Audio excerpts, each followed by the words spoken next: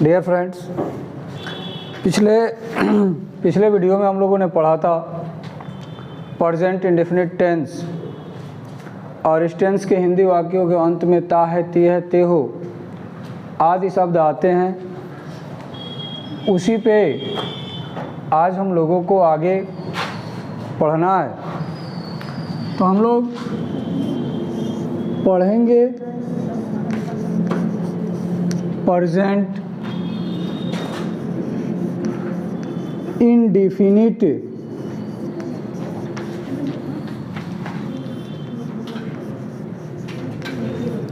Tense क्या अनुवाद। आइए आज आपको हम बताएंगे कि प्रेजेंट इंडेफिनिट टेंस का हिंदी वाक्यों के अंत में ता है, ती है, ते हो आदि शब्द आते हैं। इसका अनुवाद हम लोग कैसे बनाएंगे हम देखते हैं। वह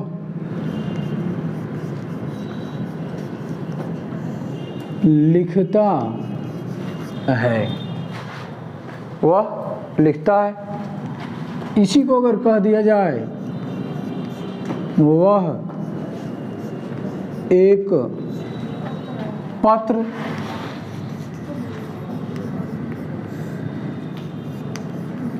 लिखता है, तो आपको बताया गया है सब्जेक्ट प्लस V1 में यस या ES plus object plus ETC। इसी को बताया जाता है कर्ता धन मुख्य क्रिया के फर्स्ट फॉर्म में S या ES धन कर्म धन अन्य बातें। इसी नियम के अनुसार हम लोग इस अनुवाद को बनाएंगे। तो सबसे पहले वह लिखता है तो वह सिंगुलर है, थर्ड पर्सन का एक वचन है, इसलिए ही। अब लिखना की अंग्रेजी होता है राइट। अब इसमें हम यस जोड़ देंगे, वह लिखता है। अब वह एक पत्र लिखता है तो हम लिखेंगे ही, मतलब वह। अब सब्जेक्ट आपने लिख दिया ही, V1 में यस या ES तो ही राइट्स ए लेटर। अब देखिए ही सब्जेक्ट लिखता, main verb, a letter object. तो अब इसी नियम के अनुसार हम इस अनुवाद को बनाएंगे। अगर कह दिया जाए राधा मधुर गीत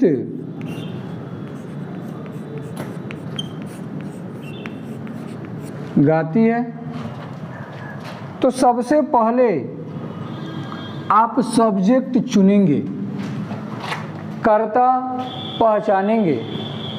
और कर्ता पहचानने का नियम होता है वाक्य के अंत में है, हो, हूँ आदि से पहले जो शब्द आते हैं उनमें कौन लगाकर प्रश्न पूछते हैं, उसके उत्तर में जो मिलता है वही कर्ता होता है। मैंने प्रश्न किया कौन गाती है, तो उत्तर मिला राधा। राधा सब्जेक्ट हो जाएगी। फिर अब सब्जेक्ट के बाद हम मेन वर्ब पहचानेंगे कि मेन वर्ब कौन है। तो हम पूछेंगे राधा क्या करती है, राधा क्या करती है, तो उत्तर मिलता है कि राधा गाती है। ये हो जाएगा वर्ब। फिर हम पूछेंगे क्रिया में क्या लगाकर प्रश्न पूछेंगे, उसके उत्तर में जो मिलेगा वह ऑब्जेक्ट हो जाएगा। हम पूछेंगे राधा क्या गाती है, उत्तर मिलेगा गीत गाती है, इसलिए यह ऑब्जेक्ट हो जाएगा। और जब इसका अनुवाद बनाएंगे तो बनेगा राधा सिंग्स, यस जोड़ देंगे, सिंग्स ए स्वीट, स्वीट जोड़ लेंगे, स्वीट सॉन्ग। अब होगा राधा एक मधुर गीत गाती है। ऐसे ही ढेर सारे अनुवाद हम बनाएंगे। अगर कह दिया जाए मनु शतरंज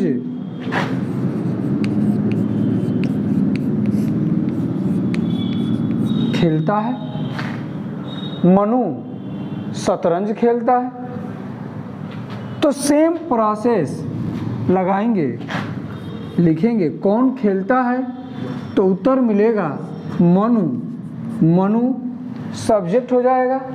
हम पूछेंगे मनु क्या करता है, उत्तर मिलेगा खेलता है, यह वर्ब हो जाएगा। फिर हम पूछेंगे मनु क्या खेलता है, उत्तर मिलेगा शतरंज, यह ऑब्जेक्ट हो जाएगा। हम लिख देंगे मनु प्लेज, और शतरंज का होता है चेस। Manu pledge chess. इसको और आसान करने के लिए हम आपसे बात करेंगे, कहेंगे कि विराट क्रिकेट खेलता है,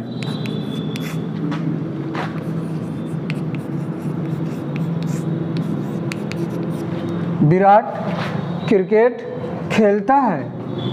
तो इसका हम बनाएंगे तो सेम बनेगा विराट प्लेज क्रिकेट। आपको बताया गया यदि प्रेजेंट इंडेफिनिट टेंस के हिंदी वाक्यों के अंत में ता है, ती है, ते हो आदि शब्द आया हो, ऐसे वाक्यों का अनुवाद बनाते समय सबसे पहले सब्जेक्ट लिखते हैं, मेन वर्ब के फर्स्ट फॉर्म में यस या ईएस जोड़ते हैं, उसके बाद ऑब्जेक्ट लिखते हैं, ईटीसी लिखते हैं। तो वही हम पढ़ रहे हैं। अगर कहा जाए वह मुझे बुलाती है, वह मुझे बुलाती है, वह लड़की है बुलाती है, बुलाती है मगर जाने का नहीं, सी, लेकिन ये अनुवाद है, अनुवाद बनाते हैं सी, बुलाना का अंग्रेजी होता है कॉल, एस जोड़ देंगे, सी कॉल्स मी, वह मुझे बुलाती है। ऐसे ही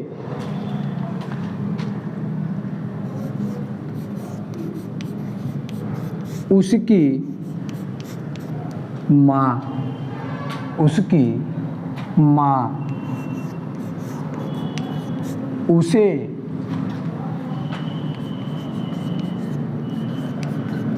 पीटती है।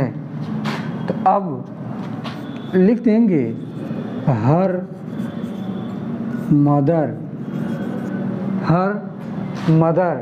तो अब यहाँ थर्ड पर्सन है, सी के अनुसार हमने यहाँ ले लिया, तो उसकी माँ अकेली है, सबकी माँ अकेली है, तो हर मदर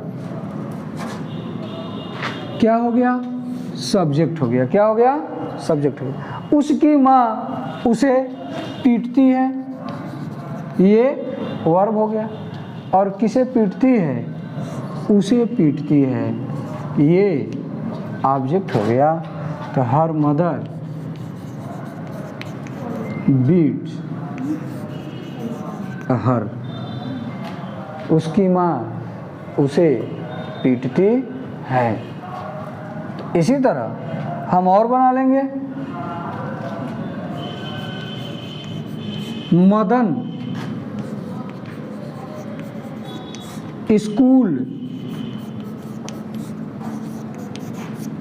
जाता है, मदन स्कूल जाता है, सब्जेक्ट मदन हो जाएगा, मदन, और क्या करता है, जाता है। तो अब जाना का अंग्रेजी होता है गो।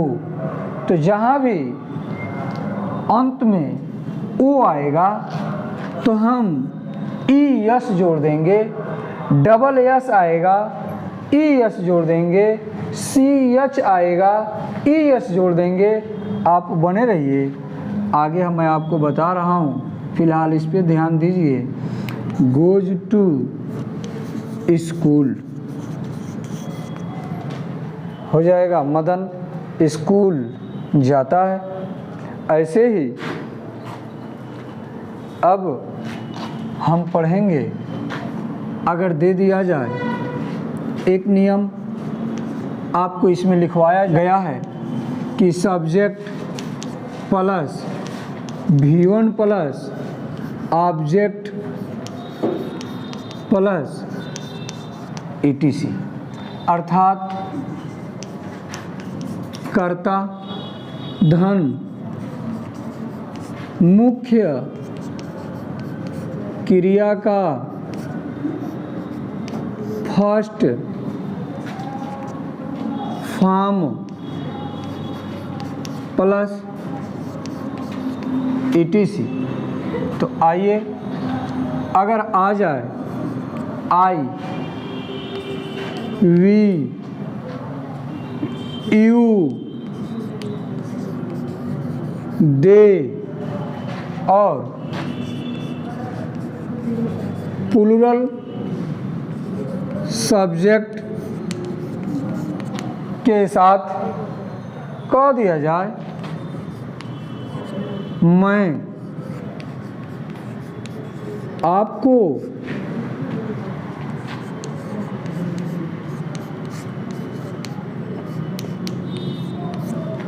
पढ़ाता हूँ, मैं आपको पढ़ाता हूँ। तो सब्जेक्ट हो जाएगा आई, आई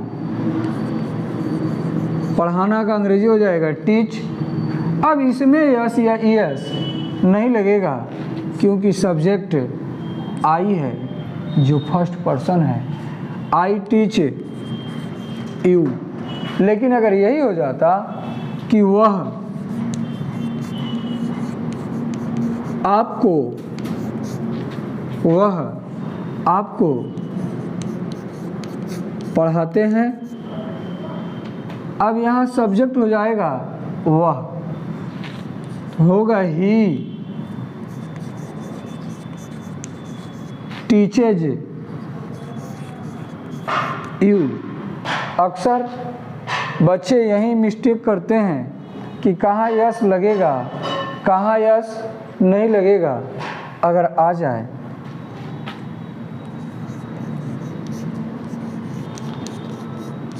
हम लोग अपने गांव जाते हैं, अब सब्जेक्ट हो जाएगा वी, जाते हैं हो जाएगा वर्ब अपने गांव हो जाएगा ऑब्जेक्ट, जैसा कि अभी आपको नियम में बताया गया है। तो we go to our village. अब आप सोचेंगे यहाँ गो है, ई एस नहीं लगा है, यहाँ ई एस लगा है।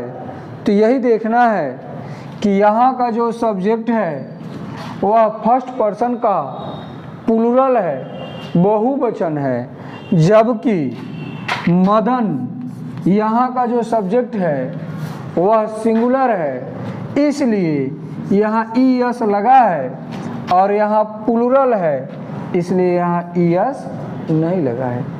एक बार मैं पुनः आपको बताना चाहता हूँ, ही, सी, इट और एक वचन सिंगुलर नंबर का होगा तो वहाँ मेन वर्ब के फर्स्ट फॉर्म में यस या ई एस लग जाएगा। लेकिन आई होगा, वी होगा, यू होगा, दे होगा, उसके साथ मेन वर्ब के फर्स्ट फॉर्म में यस या ई एस नहीं लगेगा, नहीं लगेगा और नहीं लगेगा। जैसे कह दिया जाए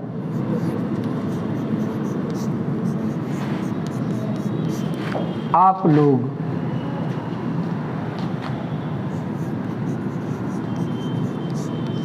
स्कूल जाते हैं। अब यहाँ सब्जेक्ट हो जाएगा आप लोग स्कूल जाते हैं, तो यू। अब go to school, you go to school. अब यह आगे जैसे कहा जाए वे लोग अपना पाठ याद, वे लोग अपना पाठ याद करते हैं। तो जब इसका अनुवाद करना होगा तो आप लोग बनाएंगे जैसे दे लर्न देयर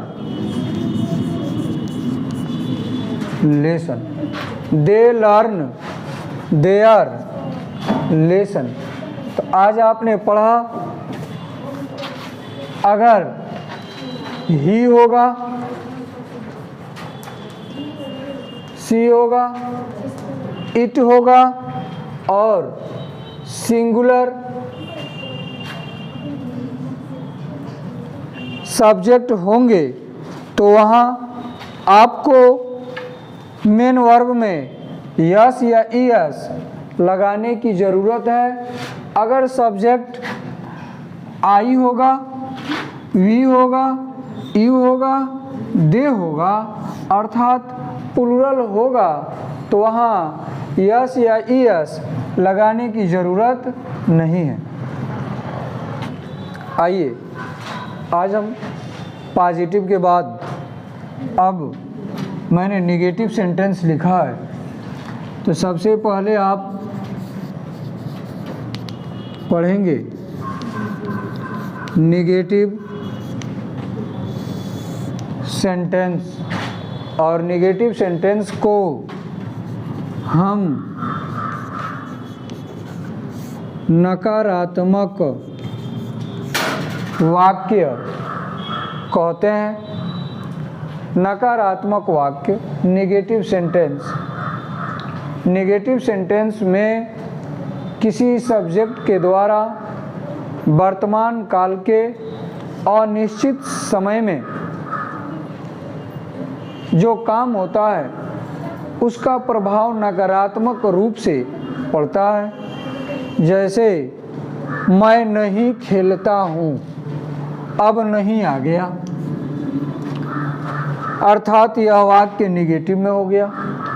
तुम स्कूल नहीं जाते हो, निगेटिव में हो गया। वे लोग गीत नहीं गाते हैं, चिड़िया आकाश में नहीं उड़ती हैं, और वे लोग दूसरों की सहायता नहीं करते हैं।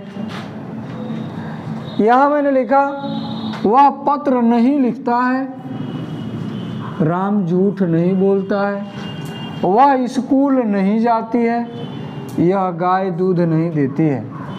नकारात्मक वाक्य, यदि वाक्य निगेटिव में हो अर्थात हिंदी वाक्य के बीच में नहीं शब्द आया हो तो ऐसे वाक्यों का अनुवाद करते समय सबसे पहले सब्जेक्ट लिखते हैं और सब्जेक्ट के अनुसार सहायक क्रिया अर्थात helping verb present indefinite tense की सहायक क्रिया डू और डज होती है। तो एक बार मैं पुनः रिपीट करना चाहता हूँ, यदि वाक्य निगेटिव में हो अर्थात हिंदी वाक्य के बीच में नहीं शब्द आया हो तो ऐसे वाक्यों का अनुवाद करते समय सबसे पहले सब्जेक्ट लिखते हैं और सब्जेक्ट के अनुसार सहायक क्रिया डू और डज का प्रयोग करते हैं। अब मेन वर्ब का मुख्य क्रिया का फर्स्ट फॉर्म लिखकर ऑब्जेक्ट लिख देते हैं।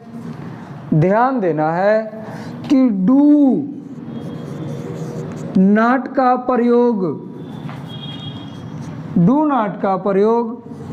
आई,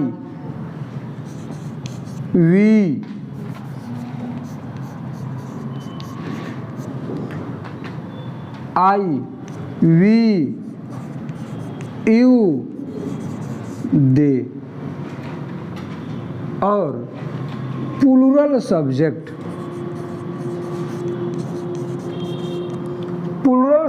के साथ डू नॉट और डज नॉट का प्रयोग ही, सी, इट और सिंगुलर सब्जेक्ट के साथ डज नॉट का प्रयोग करते हैं। आइए सबसे पहले मैं आपको बताऊं, मैं नहीं खेलता हूं।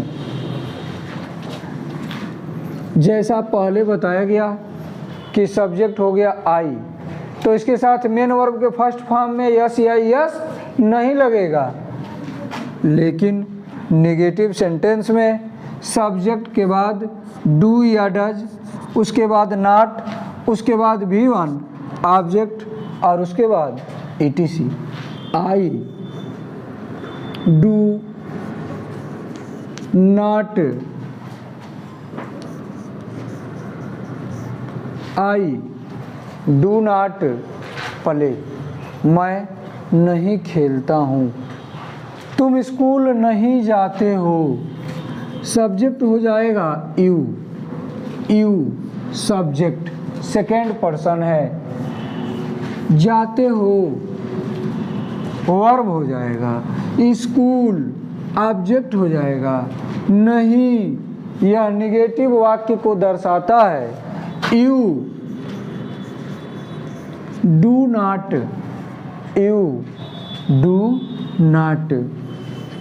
गो to school, you do not go to school. वे लोग गीत नहीं गाते हैं, सब्जेक्ट होगा वे लोग और वे लोग की अंग्रेजी हो जाएगा दे। अब दे प्लूरल है, इसलिए यह निगेटिव में इसकी सहायक क्रिया डू होगी, नहीं के लिए नॉट होगा, दे डू नॉट। ये लोग गीत सिंग ए सॉन्ग। चिड़िया आकाश में नहीं उड़ती है। बनाएंगे तो the birds do not fly in the sky. वे लोग दूसरों की सहायता नहीं करते हैं। दे, अब आप जान गए होंगे, they do not help others. ये हो गया बहुवचन। इसके बाद इधर देखेंगे, वह पत्र नहीं लिखता है। तो बनाएंगे तो बनेगा ही, वह सब्जेक्ट हो जाएगा, he does not, he does not write. अब यहाँ यस या ईएस नहीं लगेगा। He does not write a letter. वह एक पत्र नहीं लिखता है। राम झूठ नहीं बोलता है। सब्जेक्ट हो जाएगा राम।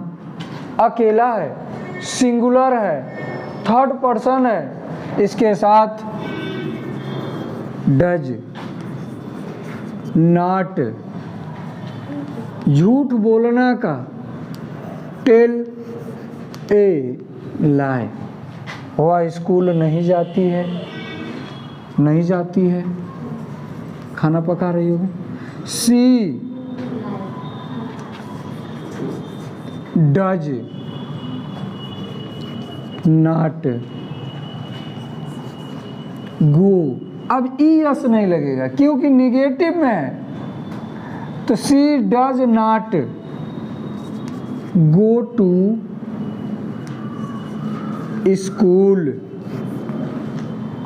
और यह गाय दूध नहीं देती है। तो जब इसका बनाएंगे तो सब्जेक्ट हो जाएगा यह गाय, देना, यह निगेटिव में है, दूध, तो बनेगा तो दिस काऊ, गाय अकेली है, बाकी गैया देती हैं सब। This cow does not give milk. ये रहा। बाकी अब interrogative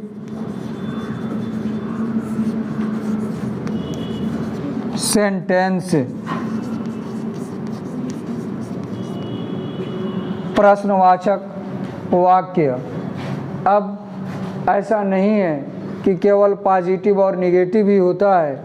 interrogative, yes type, no type, question tag जितने भी होंगे आपको अगले वीडियो में दे दिए जाएंगे। धन्यवाद।